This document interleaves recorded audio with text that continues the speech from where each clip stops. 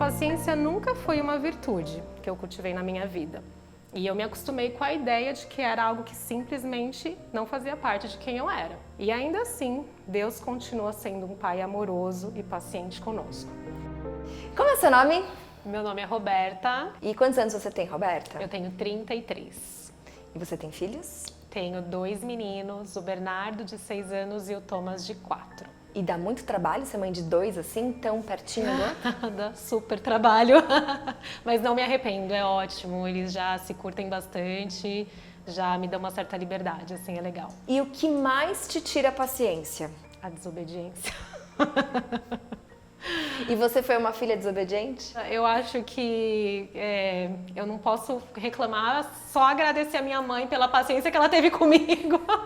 Eu fui uma menina bem difícil também. Eu falo que ter filhos é moldar o nosso caráter, porque o quanto hoje eu sou transformada todos os dias por conta dos meus filhos, pelo que eu tenho que aprender para ser com eles aquilo que eu preciso ser, é incrível.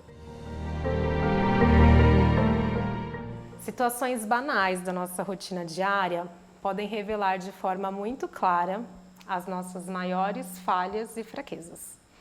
Eu percebi essa verdade quando eu me tornei mãe. Começou a ficar evidente o quanto impaciente eu era nas pequenas coisas. A casa que nunca se mantinha organizada, ainda não se mantém. As constantes interrupções quando eu gostaria de mais concentração. Aquele copo de água, suco, que é derrubado inúmeras vezes. Afinal, é natural a inabilidade dos meus filhos de segurarem com mais firmeza.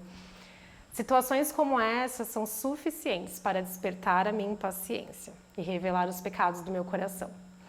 As murmurações, a ira, a falta de amor. Ocasiões que exigem de mim um olhar mais paciente, com atitudes de compreensão, amabilidade, acabam se tornando crises, tudo porque me falta paciência. E por outro lado, sobra a certeza de que as coisas têm que funcionar no meu tempo, como eu desejo. A paciência nunca foi uma virtude que eu cultivei na minha vida.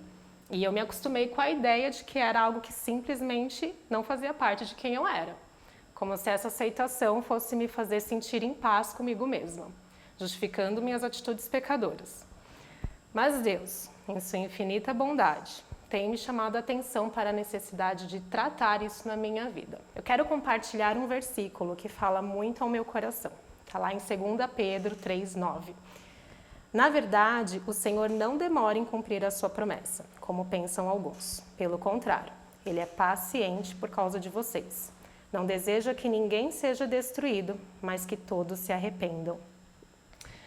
Refletindo nesse versículo, eu fico até constrangida, pois eu me coloco no lugar de filha e penso em como meu pai, o meu Deus, é paciente comigo. Veja só, desde a nossa conversão, quando começamos o nosso processo de santificação, nós erramos repetidas vezes sobre uma mesma coisa. Nos arrependemos e, ao menor descuido, voltamos a pecar. E ainda assim, Deus continua sendo um pai amoroso e paciente conosco. Ele conhece a nossa condição decaída. Ele sabe de todas as nossas inabilidades, sabe que deixaremos cair aquele copo diversas vezes, mas continua nos tratando com um imenso e paciente amor. Nossa, que pai maravilhoso que nós temos, não é mesmo? Eu desejo imitá-lo, desejo ter e ser com os meus filhos essa mesma paciência que Deus tem comigo. Mas é tão difícil, fico pensando em como alcançar e ser constante nessa virtude. Bom, como eu disse, Deus tem gerado em mim essa necessidade de mudança. Mas Ele é Pai e não só aponta as nossas falhas, mas também nos ensina como chegar onde nós precisamos. E assim eu estou aprendendo. Primeiro, reconhecendo quem eu sou. Eu sou essa pessoa pecadora e impaciente. Segundo, me lembrando que não é por minhas próprias forças. Eu, Roberta, não tenho qualquer condição de exercer essa transformação na minha vida. Eu posso tentar, com muito esforço, me conter para não perder a paciência, mas certamente, em algum momento eu vou falhar. Por isso que Deus nos deu o seu Espírito, E é Ele quem produz em nós todos esses frutos. O amor, a paciência, a amabilidade, o domínio próprio. Você já teve algum momento onde se surpreendeu com a forma com que reagiu a uma situação, onde normalmente seria o início de um caos? Bom, nesses momentos eu penso, uau, foi o Espírito Santo. Certamente Ele me conduziu nessa situação. Mas não é constante. Muitas vezes é o meu eu quem entra em ação. E então eu falho. Daí eu preciso me lembrar de um terceiro ponto.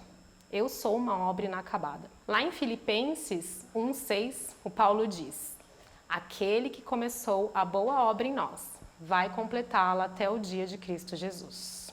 E um pouco mais adiante ele diz para continuarmos trabalhando com respeito e temor para Deus completar a salvação em nós. Ou seja, Deus está nos moldando, Ele está agindo constantemente em nossas vidas. E Ele deu o seu Espírito para cada um de nós, para que não sejamos mais os mesmos.